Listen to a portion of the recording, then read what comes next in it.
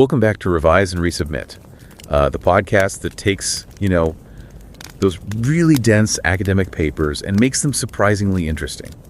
I'm Pavlov. And I'm Nikita. We've noticed a lot of you are tuning in, which is amazing, but I haven't quite hit that subscribe button yet. Yeah, and that little button, honestly, it's so small, but it makes such a huge difference in helping us reach more people with these important discussions. Right. It's true. Like the algorithms, those mysterious forces that decide what we all see and hear, they pay a lot of attention to subscriber numbers. Yeah, think of it like the subscribing. It's like casting a vote for quality content, So these insightful research discussions don't just get lost in the sea of all the information out there. More subscribers equals more visibility. Right. And that means more resources for us to make even deeper dives for you. Yeah. Maybe bring in experts for interviews, even do some live Q&A sessions where you can jump in. Yeah, exactly. It's all about building a community around research, Yeah. where curiosity thrives and knowledge is like shared and debated. This time, we're going to be looking at the emotion of awe. Oh! And how it can affect innovation and even the choices we make as consumers. Okay. So this should be pretty interesting. And for this one, we're going to be looking at All right. awe, innovation, and choice. That's the name of the paper. Okay. And the author is Dacher Keltner. Sounds good. So are you familiar with this one at all? I am, yeah. It's a pretty dense read, but I think we can definitely pull out some of the good stuff from it. Yeah, and I think that's what we're here to do, right? Just kind of break it down for everybody. Yeah, definitely. Keltner goes pretty deep. He really gets into all the different aspects of awe and how it affects us. But, we can try to keep it light and understandable for everyone listening. Okay, so let's start with the basics. Right. What is awe?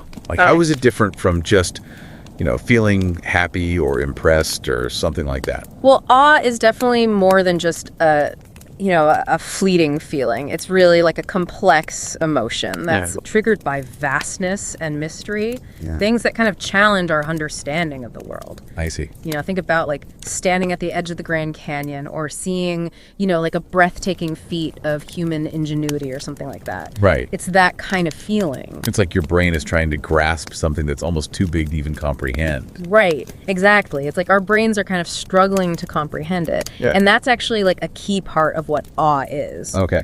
Because it forces us to kind of accommodate this new information and expand our mental models. I see. So it's not just about seeing something beautiful. It's about encountering something that really shifts our perspective. Okay. And I feel like that ties into that quote from Einstein. Yeah. About mystery being the foundation of art and science. It's like awe is what kind of drives us to explore the unknown and then try to make sense of it. Yeah, I like that connection. And what's interesting is that Keltner's research shows that awe is actually distinct from other positive emotions. So, things like beauty, interest, admiration, those are all positive emotions, but awe is different. So it's its own thing. It is. It's its own thing, and it impacts us in unique ways, both, in terms of how we think and how we behave. All right. Well, that's a great place to start. So we know awe is more than just a feeling. Right. But where do we find it? Right. Is it all about these grand once-in-a-lifetime experiences? Or can it be more everyday things? Yeah, that's a great question. People often think of awe as something that's, really rare and special. Yeah. But Keltner's research actually identifies what he calls these 8 wonders of life categories. Oh, wow. Okay. Where we can find awe. 8. 8! Yeah, and they cover a really wide range of experiences. Well, let's hear a few of them.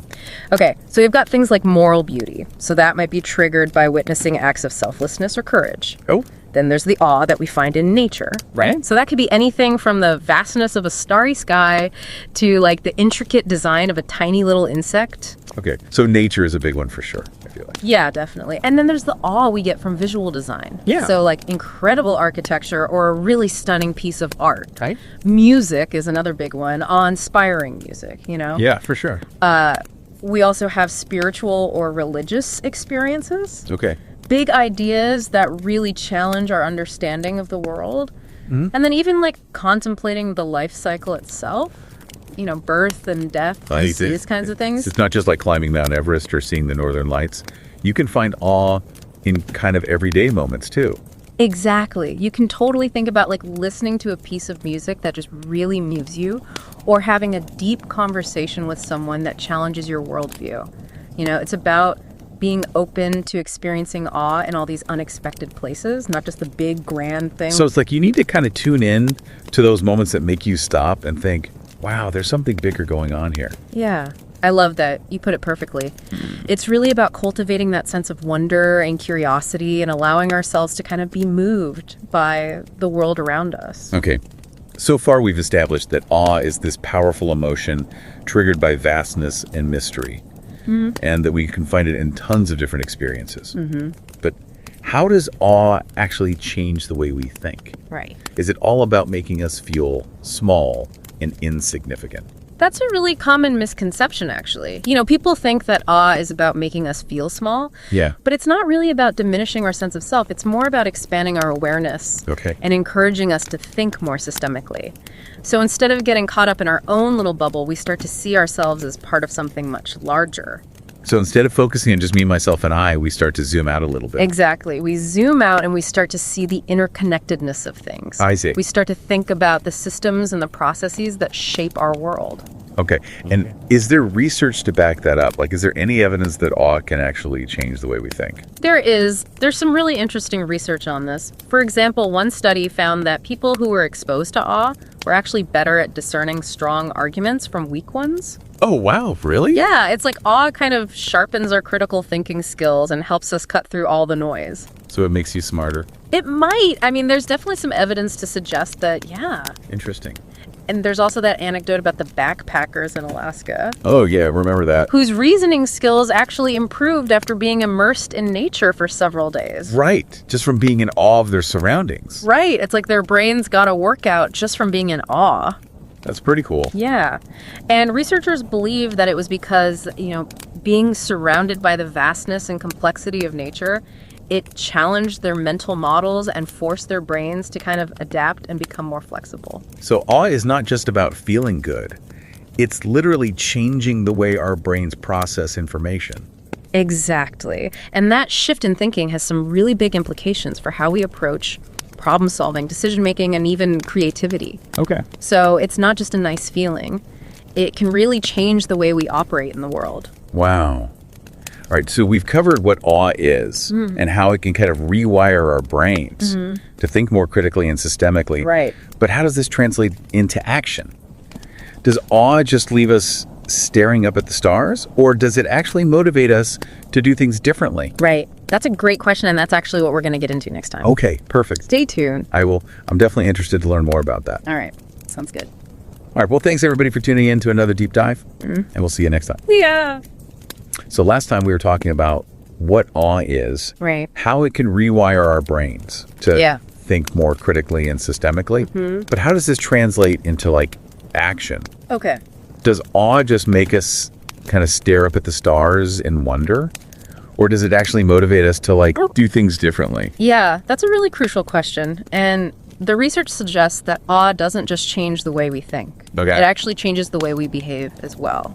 And specifically, it seems to make us more pro-social and community-minded. So instead of focusing on ourselves and our own needs, awe makes us more likely to reach out and help other people. Exactly. Yeah.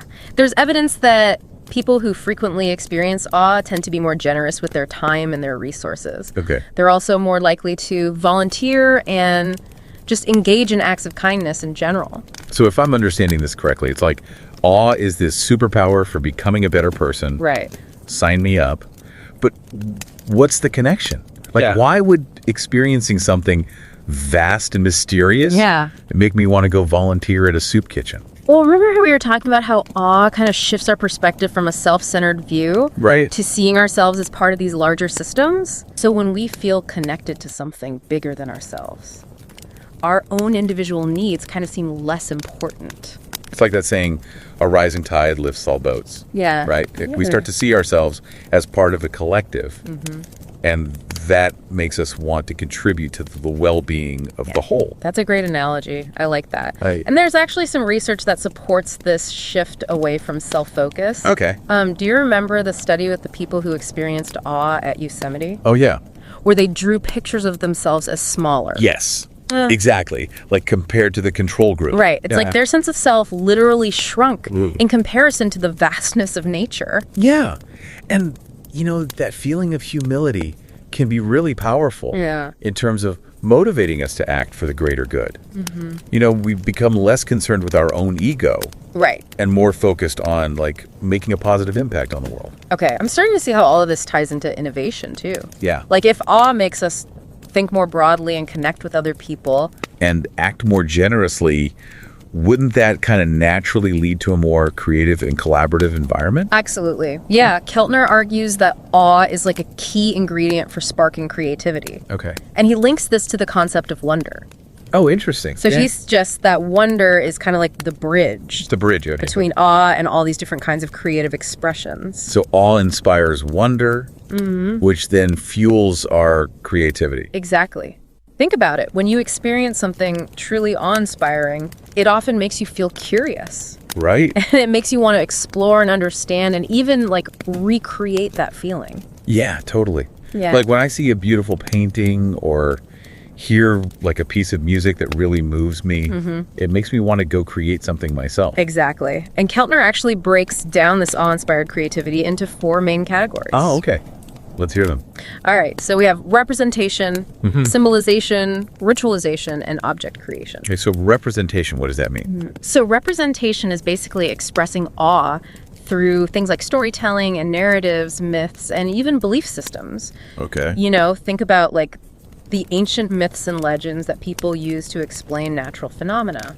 Oh, right. Like eclipses or the changing seasons. It's like they were trying to capture that feeling of awe and wonder and put it into words. Exactly. They were trying to grapple with the vastness and the mystery of the universe. Right. And then pass down that understanding to future generations. I see. Okay, what about symbolization? How does that relate to awe? So symbolization is using non-literal forms to evoke awe. Ooh, okay. So things like music, art, dance. Okay. Think about a symphony that captures the grandeur of a mountain range, or a painting that expresses the awe of a spiritual experience. Right. So these artistic creations are kind of tapping into that emotional resonance of awe. I see. And allowing us to experience it on a deeper level. It's like they're translating the feeling of awe into a language that we can all understand. Yeah, exactly. Even if we haven't personally experienced the thing that inspired it. Okay, that makes sense. Yeah. And then we have ritualization. Yes. So ritualization is basically taking simple behaviors and transforming them into these meaningful shared practices that evoke awe and strengthen social bonds. So ceremonies and celebrations. Yeah. Even everyday rituals like sharing meals together. Exactly. All those things. And these rituals often involve elements of vastness and mystery. Okay. From the elaborate costumes and decorations to the shared stories and beliefs that give them meaning. So they create a sense of awe and connection within a community.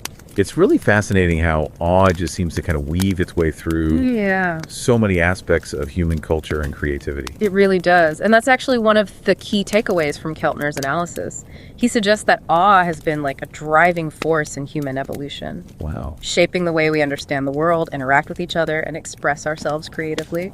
Hey, this is all super fascinating, but I'm curious, how do we actually apply this knowledge about awe to create things that inspire it in other people? Right. Can we design experiences or products that evoke that sense of wonder? Yes. That's where the concept of awe-based design comes in. Oh, awe-based design. Okay. Yeah. So it's basically about understanding these principles of awe that we've been talking about. Okay. And then using them intentionally to create things that elicit that emotion. So it's like reverse engineering awe. Yeah, exactly. We're figuring out what makes it tick and then using that knowledge to design experiences that deliver that wow factor. Exactly. And Keltner highlights 2 core principles of awe-based design. Okay. Vastness and accommodation. Right. We talked about those before. Yeah. But how do they actually work in a practical sense? Right. So with vastness, we've already discussed how it relates to scale and scope and complexity. So in terms of design, I think one way to achieve that is by creating experiences that make people feel small. Okay. In comparison to something much larger than themselves. Right. Physically small. Well, not necessarily physically small, but just, in terms of their place in the world. Okay, I see. One way to do this is by using origin stories. Origin stories, okay. That span generations. So you're conveying a sense of history and scale. Okay. Think about brands that highlight their heritage or products that connect to a larger cultural narrative. Right, like a company that's been making handcrafted goods for centuries. Exactly. Or a product that's like rooted in some traditional craft or practice. Yeah, you got it. By connecting to something that transcends the individual, we can evoke that sense of awe and wonder. Okay, that makes sense. And then another way to convey vastness is through like expansive visuals or immersive soundscapes. Right, okay. Imagine like a film that sweeps you away with breathtaking scenery, or a product launch that uses music and lighting to create this really awe-inspiring atmosphere. So it's about transporting people beyond their everyday experience. And showing them something grand and awe-inspiring. Exactly. Okay. And what about accommodation? How does that play into design? So accommodation is about challenging our expectations and presenting something novel and thought-provoking. Okay. That requires us to kind of adjust our mental models. Okay. So this can be achieved through like unexpected visual techniques or unique storytelling methods or even just unconventional product design. So it's about disrupting our usual patterns of thought and making us see things in a new light. Exactly. Think about a film that uses like really innovative camera angles or editing techniques to create this like disorienting but ultimately awe-inspiring experience. Okay. Or a product that just completely defies typical design conventions and forces us to rethink our assumptions about how things should look or function. It's about creating that element of surprise Yeah. and intrigue that makes us stop and think, what is this? I've never seen anything like it before. Exactly. Okay, so this brings us to the wow effect in consumer choice. Right. So like, how can understanding how awe works help us create products, experiences, and brands that people really connect with? Yeah, so there are two key concepts that are at play here. Okay. Inspiration and emulation. So, inspiration and emulation. So people are more likely to choose things that make them feel inspired. Right. And we also tend to admire and want to be like individuals or brands that embody those qualities that we find awe-inspiring. So we're drawn to things that evoke that sense of wonder and possibility. And we want to be like the people who make us feel that way. Exactly. And there's some really cool research that supports this idea. Oh, yeah. Yeah, so for example, one study found that poems written while feeling awe were judged as more inspiring by other people. Oh, wow. So it's like awe is contagious. Awe is contagious. It seems to be. That's amazing. Yeah, and there's other research indicating that content that is more surprising and awe-inspiring is also more likely to be shared online. That makes sense. Like, if something gives you goosebumps, you're probably going to want to share it with your friends. Exactly. And let's not forget about the impact of awe-inspiring urban design. Right. There's growing evidence that creating cities that evoke awe can actually make people happier. Wow. And more likely to engage in pro-social behaviors. It's like we could design cities that make people better.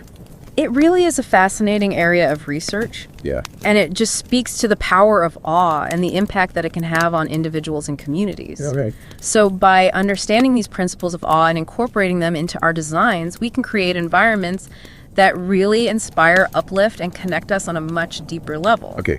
So we've talked about what awe is, where to find it, how it changes our thinking and behavior, and even how we can use it to design these awe-inspiring experiences. Right. But what does all of this mean for us as individuals Yeah. navigating this crazy world? So we've covered a lot of ground here, talking about what awe is and where Yeah. to find it and how it affects us, and Right. even how we can use it to design things. But what does all of this really mean for, like, you and me? Like, how can we use this knowledge about awe in our own lives? Yeah, that's a great question. I think the biggest takeaway is that awe isn't just something that happens to us. Okay. You know, it's not just a passive emotion that we experience every now and then. Yeah. It's something we can actively cultivate. Oh, really? So it's not just about waiting for those, like, aha moments. Right, exactly. We can actually seek out experiences that are likely to evoke awe.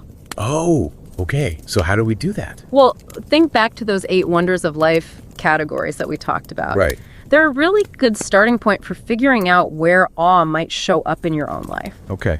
So, you know, try to engage with those categories more intentionally, like spend time in nature, Right. go to a new art museum, read a thought-provoking book. So it's like a scavenger hunt for awe. I love that. Yeah. Exactly. And, you know, I think we often get so caught up in our daily routines that we forget to look for those moments of wonder. Yeah, that's true. That can really shake things up for us. So it's about being curious and open to the world around us. I see. And being willing to step outside of our comfort zones a little bit. Yeah. And it's not just about those external experiences, right? Right. Like, we can find awe in our inner world, too. Absolutely. Yeah. Through things like introspection and mindfulness. Okay. Even engaging in creative activities. Right. Because we were talking about how awe can be triggered by big ideas. And sometimes those big ideas come from within. Exactly. Sometimes you just need to sit with your own thoughts, explore your beliefs and values, pay attention to how your own mind works. Right. Those things can be incredibly awe-inspiring too. Let's turn that sense of wonder inward. Yeah. Okay, so where do we go from here? How do we take all this stuff about awe and actually make it work for us in our everyday lives? Well, I think the first step is just becoming more aware of it. Okay. Start paying attention to those moments that give you goosebumps. Those moments that make you stop and feel connected to something bigger than yourself. Okay, and then what? How do we actually use that feeling? Once you start to notice those moments, then you can see how awe is already influencing you. Yeah. You know how it affects your thoughts, your feelings, your actions.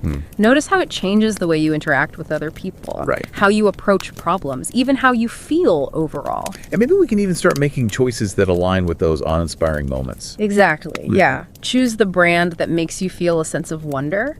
Support the artists who move you deeply. Right. Dedicate your time to causes that resonate with your values. Right. So it's about recognizing that awe is this powerful force. Yeah. And then letting it guide us towards a more fulfilling life. Exactly. And, who knows? Maybe by seeking out awe and incorporating it into our lives, we can actually make the world a little bit more wondrous and connected. I love that. That's a great thought to end on. So as we wrap up this deep dive into the world of awe, I want to encourage everyone listening to just go out there and explore what sparks that feeling in you. Yes. You never know where it might lead. And remember, even in a world that can often feel chaotic and overwhelming, there's always room for a little bit of awe. Absolutely. All we have to do is be open to it. And don't forget to subscribe to Revise and Resubmit on Spotify and Apple Podcasts for more captivating deep dives like this one. And if you're enjoying the show and want to support us in creating more insightful content, consider becoming a patron on Patreon. Every contribution helps us continue this journey of exploration and discovery. Until next time, keep those minds curious, keep questioning, and keep revising and resubmitting.